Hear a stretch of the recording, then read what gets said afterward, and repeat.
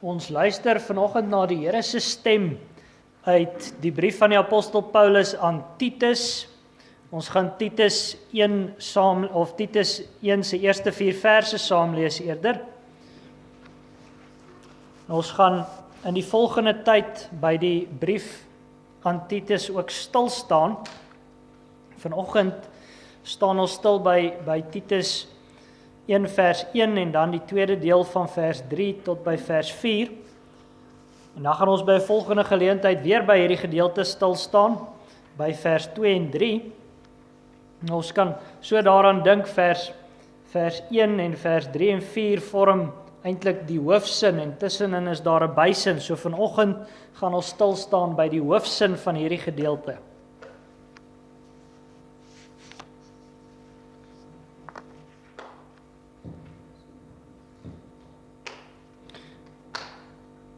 Ons luister dan saam na die Here se woord uit Titus 1 van vers 1 af.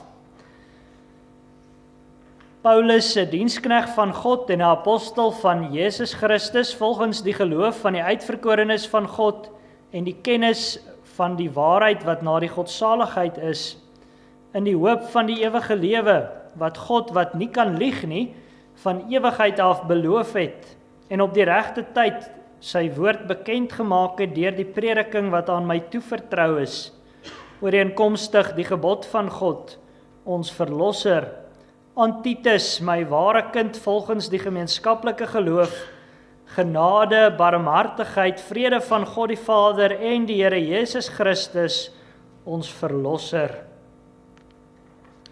Ons lees dit weer vers 1 en dan van vers 3b af. Paulus, 'n diensknegt van God en 'n apostel van Jesus Christus, volgens die geloof van die uitverkorenes van God en die kennis van die waarheid wat na die godsaligheid is. Dit dan vers 1 en dan van vers 3 se tweede deel af. Aan Titus, my ware kind volgens die gemeenskaplike geloof, genade, barmhartigheid, vrede van God die Vader en die Here Jesus Christus, ons verlosser. Ons kan ons Bybels ook hierby oophou, aangesien ons die gedeelte redelik op die spoor gaan volg.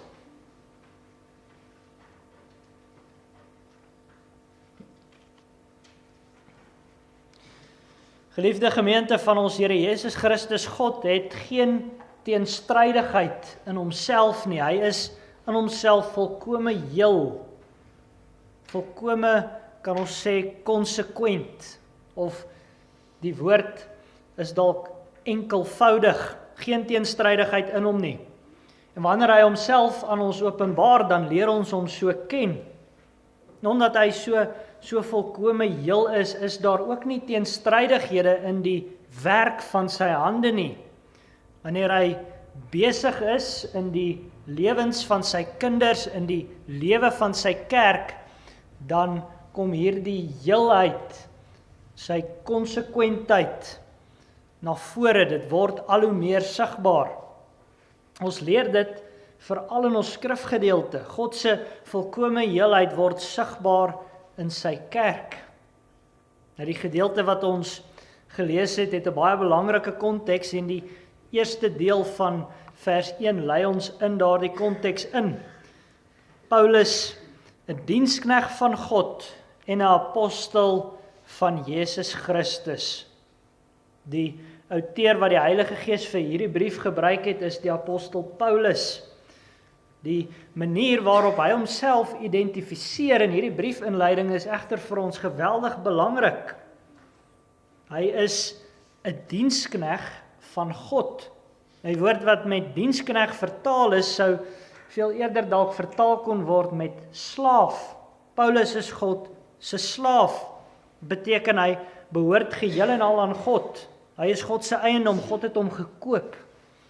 En ons weet, wat was die prys waarmee God gekoop het? Dis die bloed van ons Here Jesus.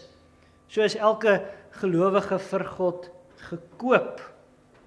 Dan is jy God se slaaf, nie meer die duiwel of die sonde se slaaf nie. Dit is eerlikwaar maar die twee opsies wat daar in hierdie lewe is. Jy is of 'n slaaf van die sonde, of jy is vry van die sonde, 'n slaaf van God. Die sonde en die Satan is 'n meester wat jou in ewige verdoemenis wil stort. Dit is 'n meester wat jou geheel en al wil ophuis en jou wil vernietig. Maar as jy God se slaaf is, dan het jy die beste, liefdevolste eienaar wat daar ooit kan wees. So identifiseer Paulus homself aan die begin van hierdie brief. Hy is 'n slaaf van God. Maar daar is nog 'n belangrike rede hoekom Paulus hierdie woord gebruik. As jy 'n slaaf is, dan is jy leeg van jou eie belange. Jy tree op in belang van jou Heer, jou eienaar. Jy tree op in opdrag, in gehoorsaamheid aan jou Heer. Daarom sluit die volgende titel waarby Paulus homself bekendstel so mooi by sy slaaf wees aan. Hy is 'n apostel van Jesus Christus. Ons weet wie was die apostels, dis die groep manne wat Jesus gekies het om sy Nuwe Testamentiese kerk te vestig, om sy woorde, sy Nuwe Testament ook op skrif te stel. So in daardie hoedanigheid skrywe Paulus hierdie brief. Hy is 'n slaaf wat leeg is van eie belang, wat optree in belang van Christus, as gesant van Christus. Daarom is hierdie brief vir ons so ontsettend belangrik. Dit kom op las van Jesus self. Dis nie maar net Paulus se woorde nie, dis nie maar net Paulus se opinies nie. Dit is die gesagvolle woord van God. En hierdie eerste woorde van die brief getuig reeds van God se wonderbaarlike verlossing. Die rede hoekom Paulus daai woord verlosser, God ons verlosser, Jesus ons verlosser, soveel gebruik. Dit getuig reeds van die ommekeer wat God in menselewens bewerk. Ons onthou immers dat Paulus 'n kerkvervolger was. Hy het die gelowiges, die navolgers van Christus gevang en in die tronk laat gooi. Dit was sy lewensdoel. Dit was die saak waarop hy al sy energie spandeer het. Hy wou die kerk sien misluk. Maar nou is hy 'n slaaf en apostel van Christus. Nou is hy in diens van Christus. So bewerk God se gees lewe in dooie mense harte. Paulus, slaaf en apostel. Nou kan ons vra, aan wie kom hierdie brief dan oorspronklik? In die tweede deel van vers 3 sê dit, aan Titus, my ware kind volgens die gemeenskaplike geloof. Paulus noem vir Titus sy eie kind. Daar is duidelik 'n baie sterk verbintenis tussen hierdie twee manne. En nou weet ons uit die res van die skrif dat Paulus nie biologiese kinders gehad het nie. Ons skrifgedeelte maak dit ook duidelik, Titus is Paulus se kind volgens die geloof wat hulle deel. En Paulus bedoel heel waarskynlik daarmee dat Titus deur sy prediking tot geloof gekom het. Daar is dus by hierdie manne 'n nabyheid ten spyte van hulle verskillende ouderdomme. Titus was baie jonger as Paulus. Daar is 'n nabyheid ten spyte van die feit dat Paulus 'n Jood en Titus 'n Griek is. Die geloof maak immers van vyande broers in die Here. Maar Paulus bedoel dus hierdie brief oorspronklik vir Titus. En dan hoor ons in vers 4 wat Paulus vir Titus toewens. Genade en vrede van God die Vader en die Here Jesus Christus, ons verlosser. Paulus se wens en bedoeling is dat God vir Titus oorvloedige genade en vrede sal gee. Paulus wens vir Titus al die onverdiende guns en heelheid wat van God afkom toe. So klink die wens van sender na ontvanger. God se genade en vrede moet werksaam wees vanuit hierdie skrywe. Maar God se seën het altyd 'n doel. En daarom moet ons vra, waartoe wou die Here vir Titus dan nou oorspronklik met hierdie brief seën? Waartoe wil die Here vir ons vandag aan die hand van hierdie brief seën? Wat is die spesifieke doel van hierdie skrywe? Paulus maak dit heeltemal duidelik. Die doel van hierdie skrywe is die geloof van die uitverkorenes.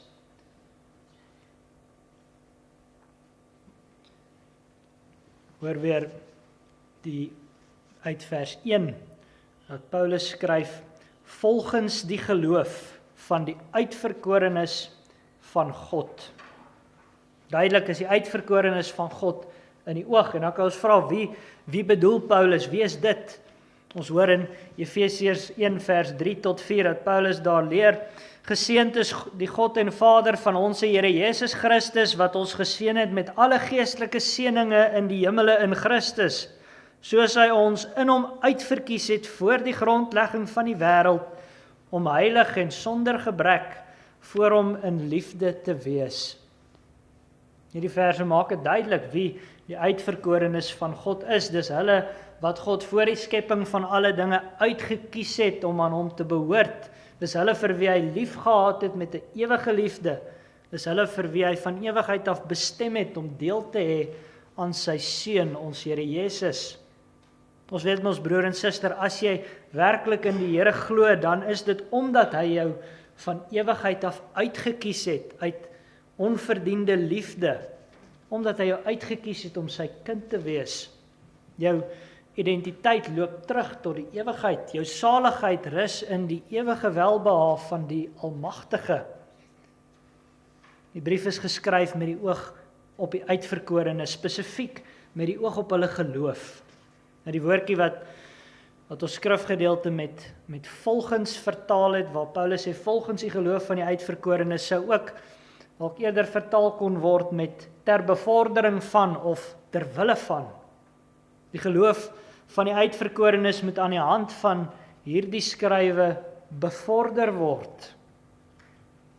Nou kan ons dalk wonder, wat het dit dan nou spesifiek met Titus te make? Maar broer en suster, uit die res van die brief gaan ons sien, Titus was nie net Paulus se geloofskind nie, hy was ook 'n medewerker van Paulus. En hierdie twee manne het 'n tyd voor hierdie skrywe gewerk, die evangelie verkondig op die eiland van Kreta. Kreta is 'n eiland so effens suid van Griekeland. En deur hierdie manne se werksaamheid in die evangelie het daar 'n hele aantal gemeentes tot stand gekom. So Paulus het vir Titus op die eiland gelos om verder in hierdie gemeentes se midde te arbei. So dis wie Titus is ten tye van ons brief. Hy is evangeliebedienaar op die eiland van Kreta. Hy hou homself voltyds besig met die geloof van die uitverkorenes. Die geloof bring immers vir God en sy uitverkorenes bymekaar uit. En dan beteken dit die geloof is hulle prestasie nie. Ons weet die Heilige Gees bewerk die uitverkorenes se geloof aan die hand van die woord. En dan vat die uitverkorenes vir God op sy woord. Hulle glo dat dit wat hy sê van hulle waar is. Hulle omhels Jesus Christus as hulle enigste verlosser. Maar die geloof van hierdie uitverkorenes is 'n saak wat bevorder moet word. Hulle geloof moet bevorder word om te groei. Hulle moet groei in hulle lewende vertroue op God. Hulle moet groei in hulle kennis van God. Maar ook die getal van die uitverkorenes is 'n saak wat bevorder moet word.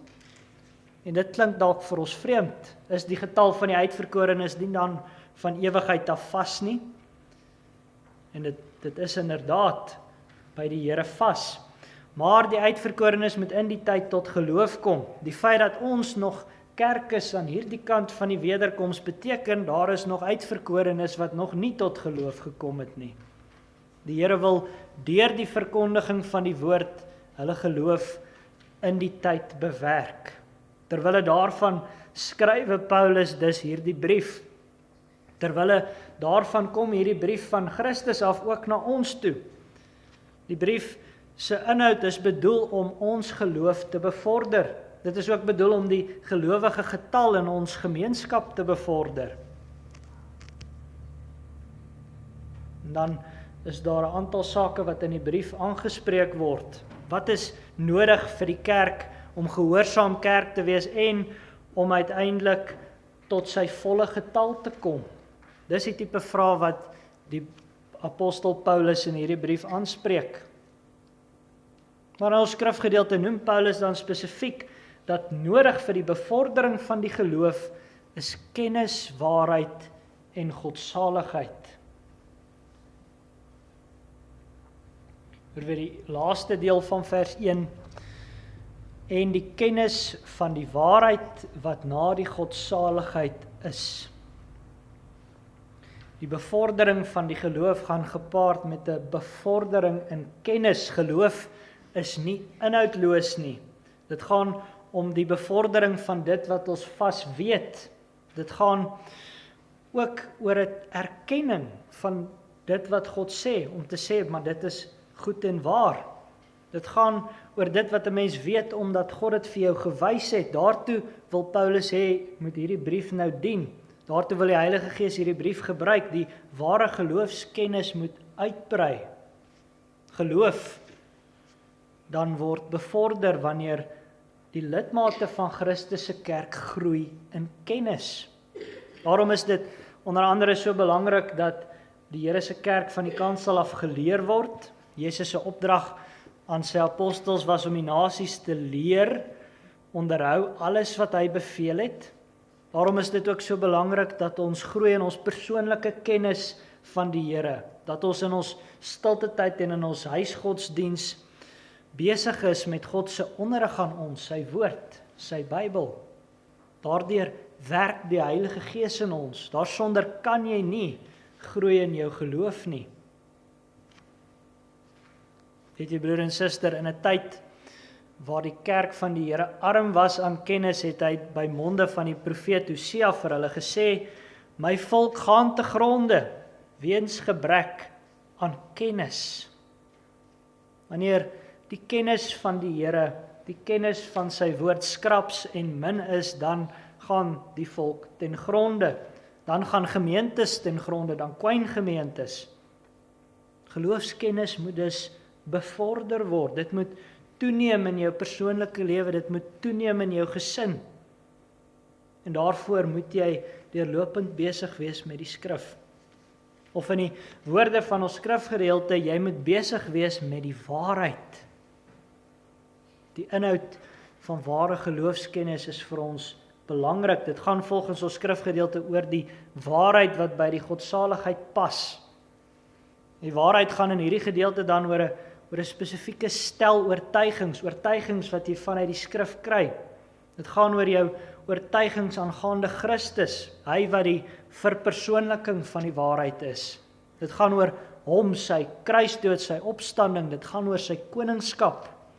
Die kennis wat bevorder moet word in die midde van die gemeente is kennis oor hom. Daarom is hierdie brief so relevant vir die kerk deur die eeue. Dit gaan oor die waarheid rondom die koning van die eeue, om die diepte waarby ons vir Christus leer ken te bevorder.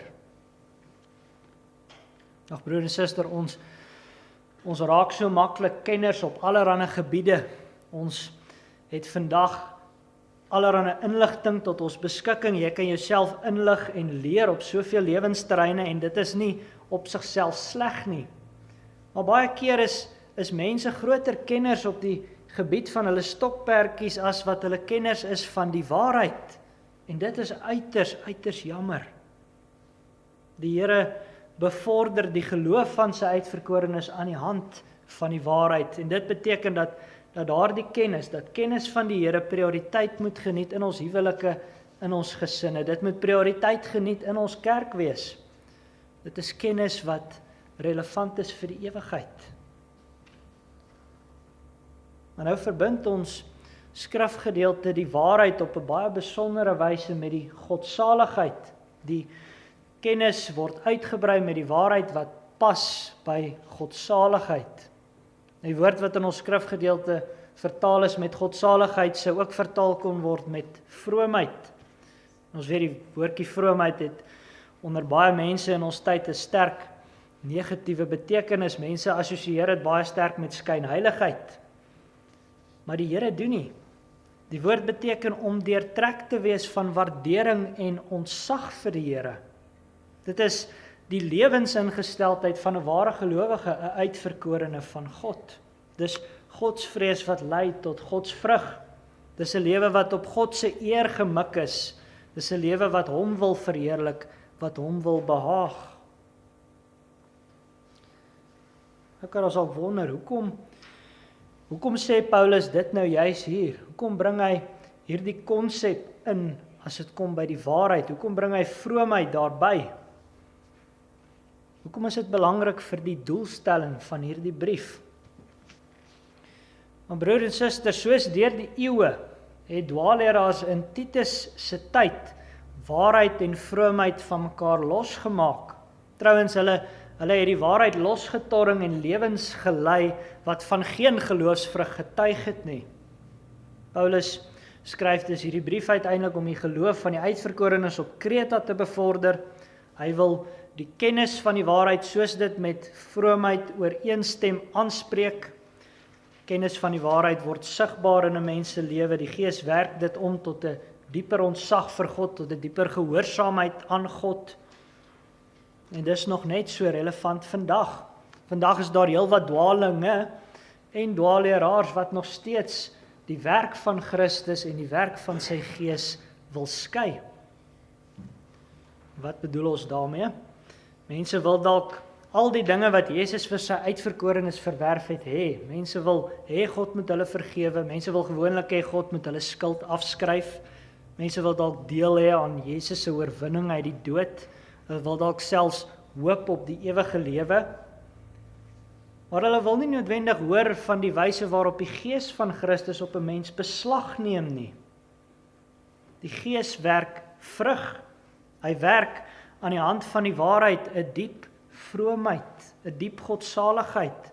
Hy werk in ons 'n bereidheid om ons kruis op te neem en vir Christus te volg.